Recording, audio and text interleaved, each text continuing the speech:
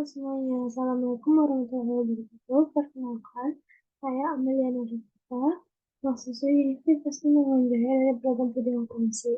Pada kesempatan kali ini, saya akan menjelaskan mengenai analisis regresi logistik data panel.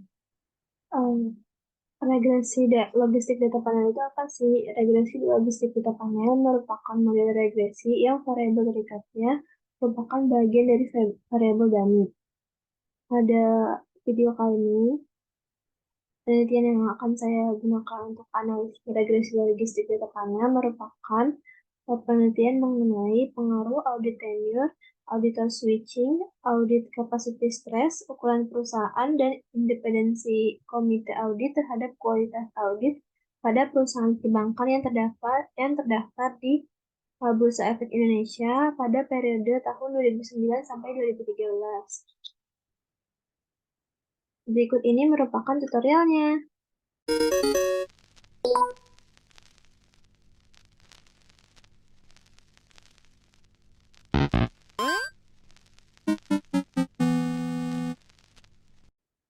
Nah, pertama-tama untuk melakukan analisis regresi logistik data panel ini, teman-teman perlu melakukan pencatatan data pada Excel mengenai penelitian yang akan dilakukan.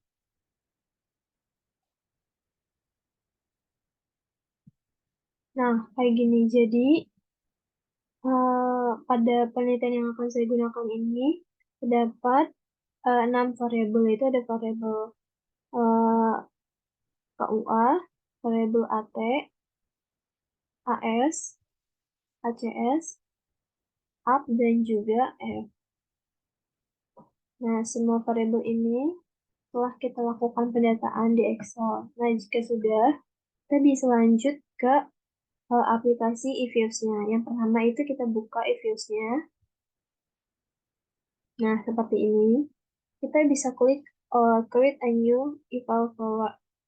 Yang pertama itu kita pilih yang Balance Panel. Kemudian pada bagian ininya tetap yang Annual.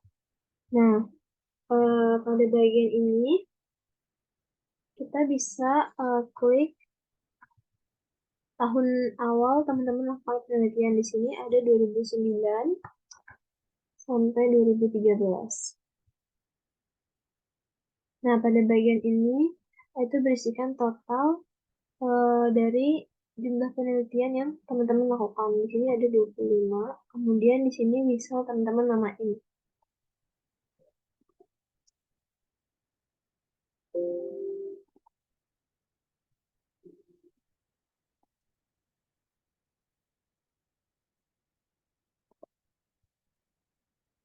Jika sudah, kita bisa klik OK.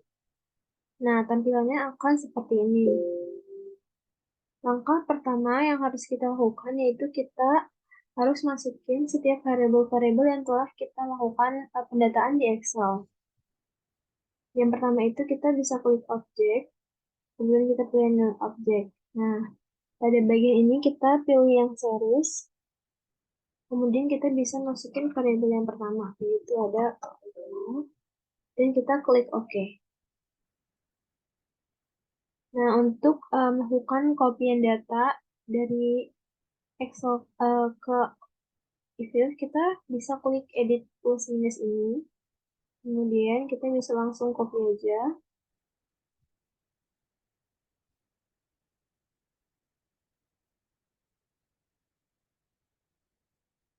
Di sini ada total 25 perusahaan perbankan yang dijadikan penelitian.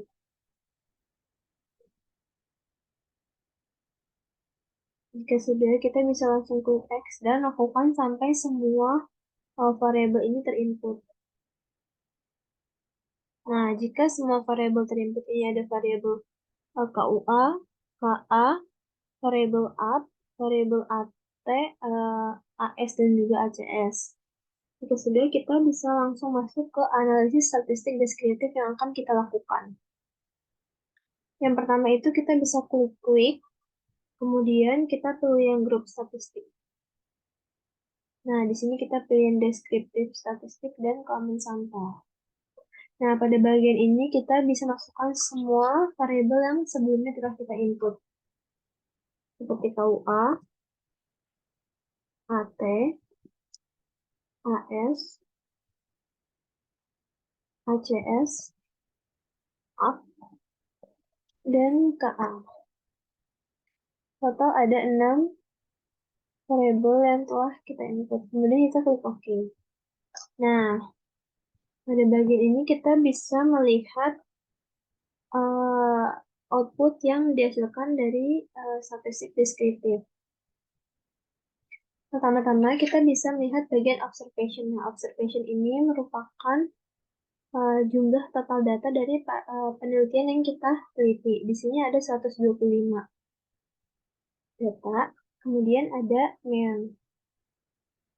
Mean atau nilai rata-rata di sini itu menggambarkan berapa nilai rata-rata dari setiap variabel. Di sini kita bisa melihat bahwa nilai rata-rata terbesar itu dimiliki oleh variabel ACS dan nilai rata-rata terkecil itu dimiliki oleh variabel T. Kemudian ada median. Median itu merupakan nilai tengah. Pada penelitian ini, nilai tengah yang terbesar itu dimiliki lagi-lagi oleh variabel ACS, dan juga untuk nilai median terkecil itu ada variabel AS. Kemudian ada nilai maksimum dan juga minimum. Nilai maksimum di sini itu dimiliki oleh variabel ACS, sedangkan nilai minimumnya di sini terdapat dua variabel yang nilai minimumnya sama, yaitu variabel KUA dan juga variabel AS. Yang selanjutnya ada standard deviation. Standard deviation itu merupakan suatu pengukuran yang digunakan untuk melihat bagaimana tingkat penyebaran data. Di sini kita bisa melihat bahwa standard deviation yang terbesar itu dimiliki oleh ACS dan juga standard deviation terkecil itu dimiliki oleh KA. Nah, standard deviation terbesar itu yang dimiliki oleh ACS itu membuktikan bahwa variabel ACS ini memiliki tingkat risiko yang lebih tinggi untuk mengalami perubahan distribusi data ketimbang dengan variabel-variabel yang lain. Yang selanjutnya ada skewness. Skewness itu merupakan ukuran asimetri terhadap distribusi data yang di atas nilai rata-rata. Nah, di sini kita bisa melihat bahwa variabel AT, AS, ACS, dan juga AP itu memiliki nilai yang positif. Sedangkan untuk variabel KUA dan juga variabel KA itu nilai skewness-nya negatif. Dan selanjutnya ada kurtosis. Kurtosis sendiri merupakan pengukuran yang digunakan untuk melihat ketinggian suatu distribusi data. Apabila nilai kurtosisnya itu sama dengan 3, maka dia dapat dikatakan datanya itu terdistribusi secara normal. Jika itu lebih dari 3, maka dikatakan lab atau kurtis terhadap normal, sedangkan jika di bawah 3 itu dikatakan distribusi datanya tersebar secara datar. Di sini kita bisa melihat bahwa untuk variabel ACS dan juga variabel KA itu nilai kurtosisnya lebih dari 3, sementara untuk variabel KUA, AT, AS, dan juga AP, nilai kurtosisnya itu kurang dari 3. Kemudian ada Jerkuibera. Jerkuibera itu uji statistik yang digunakan untuk melihat apakah data-data yang telah kita teliti ini terdistribusi secara normal atau tidak. Yang terakhir itu ada probability. Probability itu akan melihat nilai-nilai kecil yang cenderung mengarah kepada penilaian nilai terhadap distribusi yang normal. Nah, selanjutnya kita akan melakukan uji lainnya, yaitu untuk uji menilai model fit. Nah, uji ini merupakan uji yang digunakan untuk melihat apakah model penelitian yang kita gunakan itu model yang layak atau tidak layak. Untuk melakukan uji ini, kita bisa melakukan, yang pertama ini kita bisa tutup aja hasil outputnya.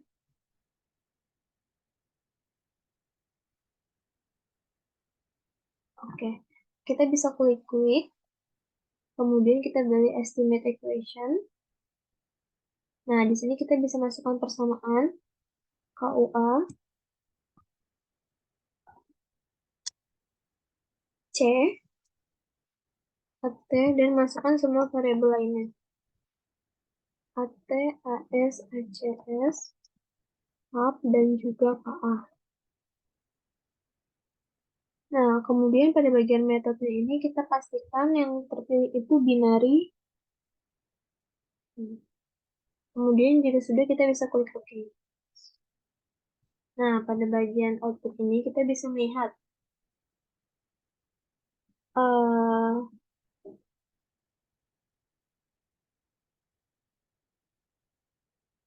kita bisa melihat bagian LR statistik dan juga probability LR statistik kedua nilai ini, di mana eh,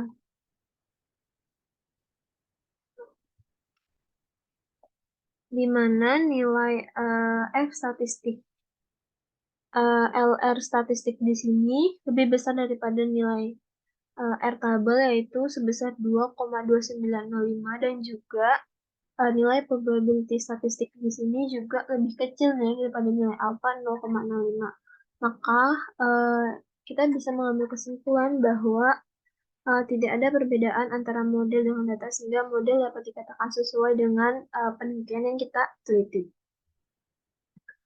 Selanjutnya, kita bisa melakukan uji hipotesis. Nah, untuk melakukan uji hipotesis ini, kita bisa menyimpan terlebih dahulu uh, model fit ini.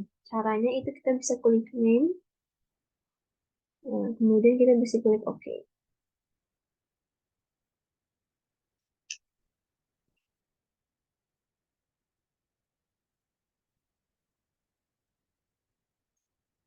Nah, untuk melakukan uji hipotesis ini,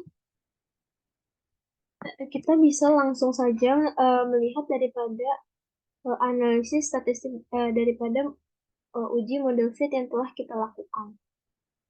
Kita bisa melihat pada bagian ini, di mana hal ini menunjukkan bahwa variabel-variabel independen dalam penelitian ini yang terdiri dari AT, AS, ACS, AP, dan juga KA itu secara bersama-sama telah uh, menunjukkan hasil yang memiliki pengaruh terhadap variabel KUA. Yang selanjutnya ada uji MC-Fiden R squared atau koefisien determinasi. Nah, pada uji ini kita bisa melihatnya pada bagian ini, di mana hasil ini itu menunjukkan bahwa variasi perubahan naik turunnya variabel KUA itu dapat dijelaskan oleh variabel-variabel lainnya. Mengapa demikian? Karena nilai 0,135 sekian ini itu menunjukkan uh, nilai yang sesuai dengan variabel-variabel lainnya. Dan selanjutnya ada uji T. Uji T merupakan uji yang digunakan untuk melihat bagaimana pengaruh variabel bebas secara parsial terhadap variabel terikat. Nah, uji T ini kita bisa melihat pada kolom di statistik. Nah, yang pertama itu pada variabel AT. Nah, pada variabel AT ini hasilnya menunjukkan bahwa variabel AT pada penelitian ini tidak memiliki pengaruh terhadap variabel KUA. Begitu pula dengan variabel AS, variabel AP, dan juga variabel KA. Sedangkan untuk variabel AP sendiri, kita bisa melihat nilainya positif dan juga cukup besar angkanya, di mana hal ini menunjukkan bahwa variabel AP itu memiliki pengaruh terhadap variabel KUA. Nah, teman-teman, itu dia tadi analisis regresi data panel logistik yang bisa saya sampaikan. Saya berharap video tutorial yang saya berikan itu cukup bermanfaat dan dapat membantu teman-teman untuk mengerjakan tugas. Sekian dari apa yang bisa saya sampaikan. Kurang lebihnya mohon maaf. Sampai ketemu ke video selanjutnya. Bye-bye. Wassalamualaikum warahmatullahi wabarakatuh.